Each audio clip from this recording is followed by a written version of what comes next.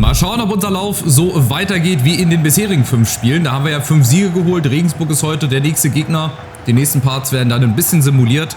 Oder da werden dann viele Spiele simuliert. Da haben wir unter anderem Dortmund 2, Viktoria Köln. Das sind jetzt nicht so interessante Spiele. Aber wenn es natürlich dann mal Spiele gibt, wie zum Beispiel jetzt gegen Dresden, gegen Aue oder gegen jede andere Mannschaft, die oben mit dabei steht, das werde ich dann natürlich spielen.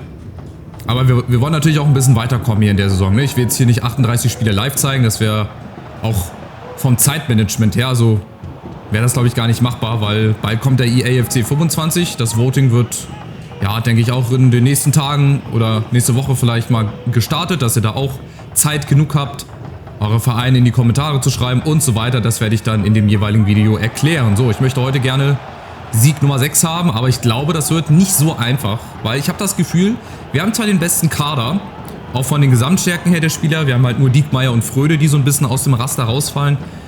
Ansonsten hat jeder Spieler mindestens mal eine 74, 75. Normalerweise müssen wir jeden Gegner gegen die Wand spielen. Der Eulu-Sounds wünscht sich oder hat sich schon gefragt oder fragt, ob es auch mal eine Niederlage gibt. Die wird es wahrscheinlich auf jeden Fall geben. Also ich glaube nicht, dass wir hier mit 38 Siegen durch die Saison gehen. Es werden auch ein paar Unentschieden mit dabei sein. Aber normalerweise müssten wir hier jeden Gegner gegen die Wand spielen. Klappt aber nicht immer. Nur weil wir den besten Kader haben, heißt es nicht, dass wir den besten Fußball spielen.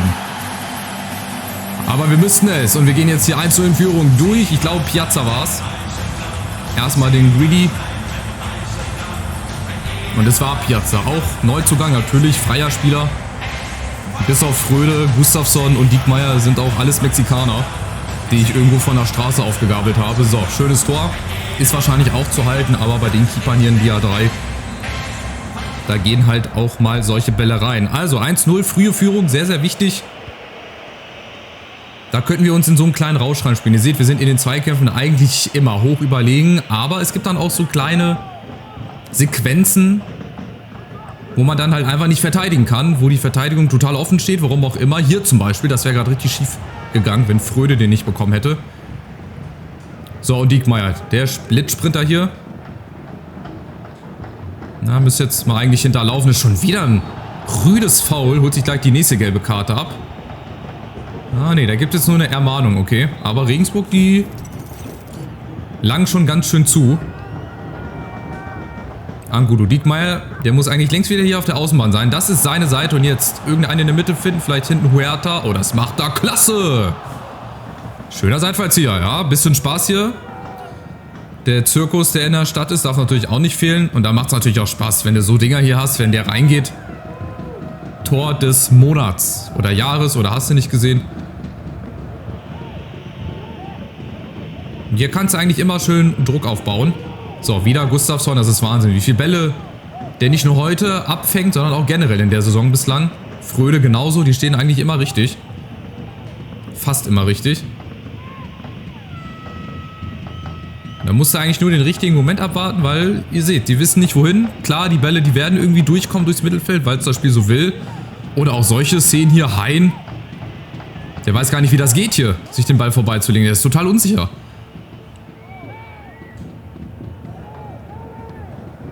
Der weiß eigentlich gar nicht, wie das geht. Dann ist die Hacke hier mit dabei. So, und das meine ich jetzt. Sie bauen sich jetzt hier so ein kleines Netz auf. Und irgendwann schnappt die Falle dann zu. Wir stehen ja eigentlich mit 4, 5 Mann. Die dürfen da im Leben nicht durchkommen.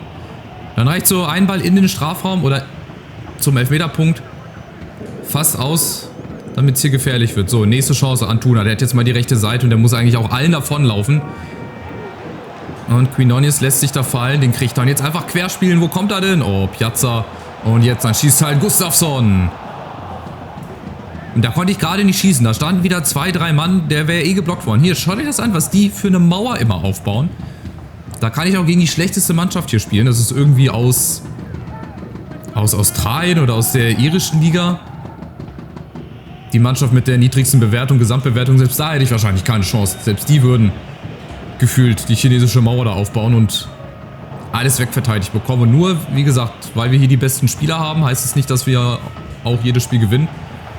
Es gibt wahrscheinlich auch mal die ein oder andere Überraschung. Da zum Beispiel auch, der darf nie im Leben da vorbeikommen.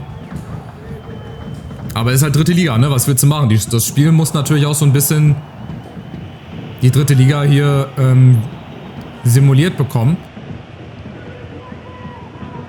Deswegen sieht es wahrscheinlich auch so aus und deswegen passen wir uns dem System oder dem Niveau auch so ein bisschen an. Weil normalerweise müsste das ja ganz anders aussehen.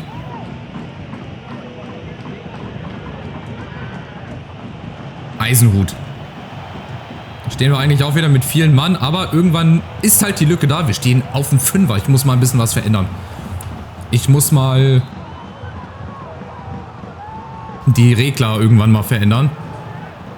Also zur Halbzeit mal, dass wir ein bisschen höher stehen, dass ein paar mehr Spieler im Strafraum sind. Das ist mir alles zu defensiv. Ich möchte da vorne spielen. Ich möchte nicht, dass ihr hier einschlaft.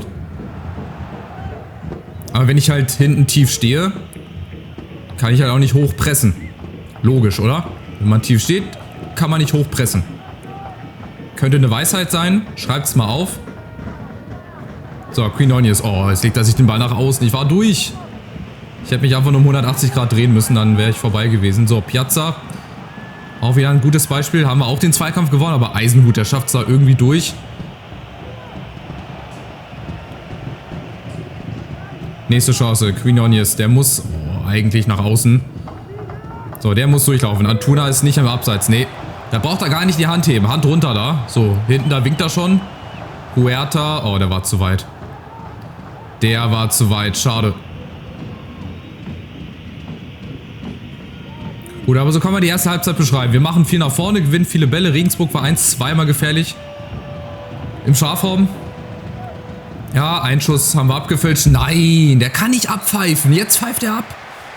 Ganz unten war Huerta. Ach, Huerta. Antuna. Den Ball hätte ich einmal komplett über die ganze Spielhälfte geschossen und geflankt. So, jetzt verändere ich mal ein bisschen was. Mir ist das zu defensiv. Wir stehen mal ein bisschen höher. Wir machen mal hier eine 71. Ist auch die Gefahr, dass wir immer in eine Abseitsfalle laufen. Dann mehr Spieler in Strafraum. Chancenerarbeitung. Ja, dann passt das hier mit unserem Trainer nicht. Und mal ein paar andere Anweisungen. Also Abwehr überlaufen. Der soll ruhig zentral bleiben, zentral orientieren. Die Leute kriegen ja auch mal Abwehr überlaufen. Dann kann Fröde meinetwegen hinten bleiben. Gustafsson soll immer wieder ein bisschen mit nach vorne. Und auch die Verteidiger. Also ich kann ruhig offensiv spielen. Übergreifen. Dann ziehen die in die Mitte. Weil dann haben nämlich die Außenverteidiger Platz und nehmen sich nicht mit den Mittelfeldspielern den Raum weg. So, das ist der Plan jetzt. Höher stehen. Verteidiger mit nach vorne. Das war ja auch mal ein bisschen Spektakel zu sehen bekommen. Es gibt auch mal langweiligere Spiele bestimmt. So ein 1-0, so wie heute. Aber ich hoffe, dass wir noch ein paar Tore nachlegen. Pinonjes. Oh, das wäre die Chance gewesen. Wenn der Ball denn angekommen wäre. Jetzt muss ich mal gucken, wie das sich gerade sortiert. Genau, Diekmeyer geht mit nach vorne. Unten geht dann Arteaga auch mit nach vorne. Das heißt, das Spielfeld kriegen wir irgendwie breit. Aber Regensburg kriegt das trotzdem irgendwie verteidigt. Das ist Wahnsinn mit ihren 5-6 Mann. Ja, Ball nach unten klappt leider nicht. Ihr seht, auch das funktioniert nicht immer. Da muss halt Gustafsson ran. Der fährt erstmal sein 2-Meter-Bein aus. Auch nicht schlecht. So, Huerta, gib Gas hier, komm. Da kommt Faber hinterher. Huerta, Arteaga, mal schnell gespielt. Gustafsson. Und direkt wieder geblockt. Und das ist auch so ein bisschen zermürben. Du kannst einfach nichts machen. Du kannst dich nicht um die eigene Achse drehen, weil der Gegner sofort wieder da ist. Oder der Schuss wird geblockt, wenn du mal aus der Drehung schießen willst. Der wird sofort geblockt. Aber irgendwann lässt dann die Kraft vielleicht auch nach. Ich habe so die Hoffnung, wie gegen Sandhausen, dass dann so ab der 65., 70. Minute die Kraft so ein bisschen nachlässt. Dass es dann halt nur noch eine Frage der Zeit ist, bis wir das zweite Ding machen. Komm, der muss doch mal irgendwie so auf die andere Seite. Arteaga muss da Huerta mitnehmen. Jetzt muss ich Quinhos fallen lassen. Da ist er. Quinhos! Genau so. Es geht doch. Ich hatte die Sorge, dass er vorne stehen bleibt. Das wäre nämlich abseits gewesen. Es kann so einfach sein, oder? Einfach mal fallen lassen. Hier, der Ball war gut. Und jetzt, da steht er, da winkt er noch. Jetzt lässt er sich fallen. Zack, direkter Schuss ins Torwart-Eck. So schnell kann der Keeper gar nicht reagieren. Ist halt dritte Liga, ne? Was willst du machen? Aber wichtig, so nach einer Stunde, zweites Tor. Wird uns gut tun. Und jetzt ist eventuell der Knoten geplatzt. Vielleicht lässt sich das jetzt hier auch ein bisschen, ja, entspannter spielen, ein bisschen flüssiger. Oh, rote Karte hier. Attacke von hinten. Da läuft der Schiri schon mit der gelben Karte hier. Brian Hein. Der hätte schon in der ersten Halbzeit gelb sehen müssen. Da wäre er nämlich jetzt vom Platz geflogen. So. Chance für Angulo mal, wird geblockt. Ja, natürlich. Das erinnert mich immer an Lahm, wie er den Freistoß von Cristiano Ronaldo verteidigt hat. Ein-Mann-Mauer, 100 Meter Platz gefühlt und er schießt genau gegen Philipp Lahm. Gustafsson, nächste Chance, ja, setzt sich nicht durch.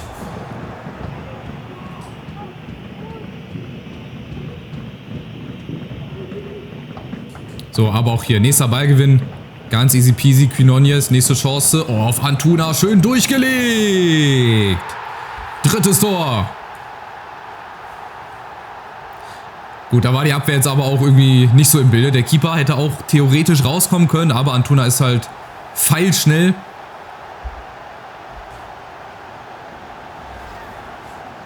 Und nach Ballgewinn, ihr seht ja, Kopfball gewonnen. Quinones, den wollte ich eigentlich hoch anspielen, aber dann ist er halt flach gekommen. Wie die meisten Witze, die ich hier reiße. Und dann, wie gesagt, ganz easy vorbei. Also 3-0, Spiel ist entschieden. Der Eulu-Sounds muss auf die erste Niederlage warten. Vielleicht werden wir ja Spiele simulieren. Weil da könnte ich mir vorstellen, gibt es häufiger Niederlagen, als wenn ich die Spiele hier live spielen würde. Aber gut, was will man machen? Jetzt geht es so dahin, abseits, zu spät gespielt. Dann brauchen sie auch immer, das ist jetzt auch Jammern auf hohem Niveau, dann brauchen sie wieder 10 Stunden, bis sie den Fuß ausfahren oder das Bein heben und dann der Ball gespielt wird. Das ist halt schon krass.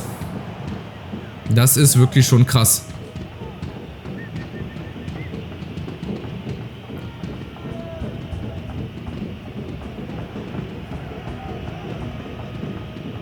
So, hier auch wieder ganz typisch dieses Andribbeln, dieses blinde Andribbeln des Gegners im Mittelfeld. Und auch da kommt man einfach nicht hin, weil die Spieler dann ein bisschen unbeweglicher werden. Achtung, nächste Chance. So, und jetzt mal. Regensburg ist jetzt mit 10 Mann gefühlt aufgerückt. Chance auf einen langen Ball. Oh nein, schade. Das wäre es gewesen. Mal gucken, ob wir nochmal wechseln können. So einfach fürs Protokoll, dass wir auch mal die anderen hier spielen lassen, dass die auch noch Lust haben, dann für mich zu spielen. So, Janda. Vorne Ginczek. Habe ich ja gesagt, der kann immer mal so für die letzten 15, 20 Minuten rein. Dafür reicht dann die Kraft, mal vorne den Ball zu halten. Das kriegt er, glaube ich, ganz gut hin.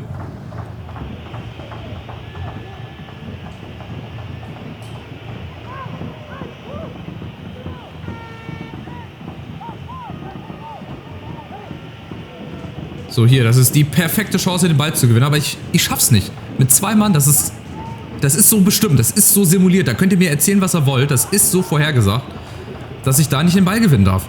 Auch wenn ich jetzt hier mit 2, 3 Mann raufdrücke. Guck, wir stellen zu. Auch da werden die den Ball nicht verlieren. Und wenn ihr seht, dann gibt es entweder Freistoß. Ja, oder der Ball geht ins Aus. Der Ball wäre nämlich ins Aus gegangen, aber es gibt den Freistoß. Das ist Wahnsinn. Da könnten wir so viele Tore mehr draus machen, wenn wir da einfach den Ball gewinnen dürften. So, jetzt 2 gegen 2 Situation. Antuna, ich warte, bis Huerta hinterläuft. Jetzt. Okay, Janda kriegt den Ball, auch nicht schlecht. Janda alleine. Ja, es ist Huerta im Abseits. Oh, und Janda, ey. Der läuft auch in Zeitlupe. Der ist auch gerade in Zeitlupe gelaufen.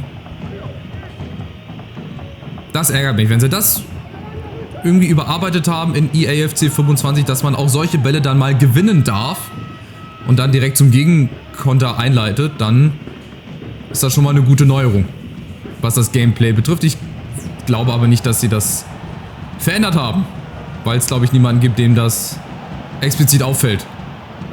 Oder den das explizit stören würde, wahrscheinlich jetzt außer mir. So, also nächster Sieg. Auch im 6. Spiel gehen wir als Sieger vom Platz. Jetzt bin ich gespannt, wie das dann in den nächsten Parts wird, gegen unter anderem Dortmund 2, gegen Viktoria Köln ist es, glaube ich, gegen Lübeck. Lübeck ist, glaube ich, auch einer unserer nächsten Gegner. Der Keeper hat nochmal was zu tun. Eine Parade darf sich mal auszeichnen. So, Ball ins Aus. Und dann machen wir einen Strich drunter. 3-0, souverän am Ende des Tages. So 1, 2, 3, 4 Szenen waren wieder mit dabei, wo du halt siehst, dass es halt 3. Liga ist. Auch wenn der Kader perfekt eigentlich ist. Bis auf noch ein ZDM und einen Rechtsverteidiger. Da gucke ich mal, ob ich vielleicht noch den ein oder anderen freien Spieler kriege. Aber gut, für heute erstmal souveräner Sieg und auch, ja, in der Höhe, glaube ich, sehr verdient. Ja, seht ihr, Erzgebirge Aue und auch Ingolstadt gewinnt das erste Spiel. Die haben ja bislang auch alles verloren gehabt. Das ist somit die negative Überraschung. SC Verl. Okay, Verl, dann Dortmund 2, Viktoria Köln. Genau, das sind jetzt die nächsten Spiele. Aber ich glaube, wir haben erstmal Länderspielpause, ja. Also das simulieren wir mal ganz schön durch hier. Zack, zack, zack. Da gibt es ja nicht so viel in der 3. Liga.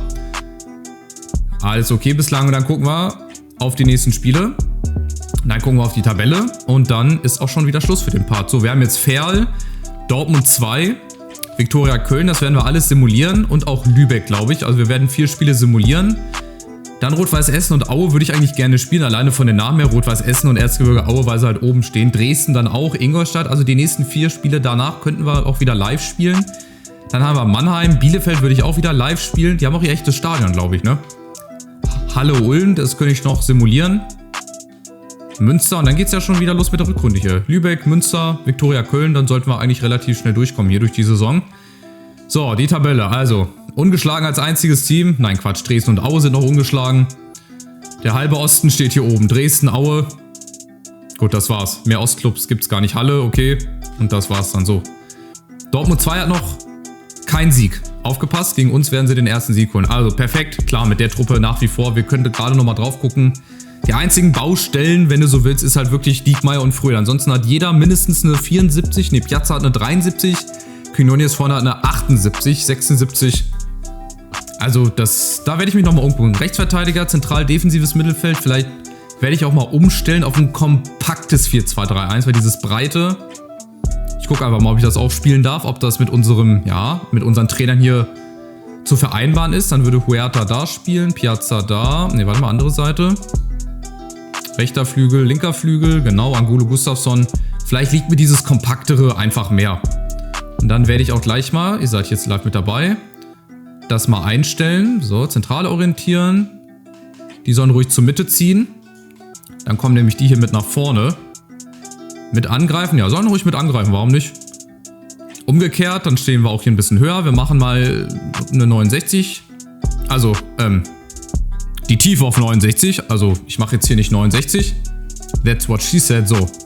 Und dann haben wir doch eigentlich eine ganz gute Formation, gute Aufstellung und dann gucken wir mal, ob das auch bei den simulierten Spielen ganz gut läuft. Danke fürs Zuschauen. Weiter geht's dann im nächsten Part, wie gesagt, mit ein paar simulierten Spielen und ich hoffe, dass wir dann unsere Niederlagen ungeschlagen Serie weiter behalten. Macht's gut. Ciao, ciao.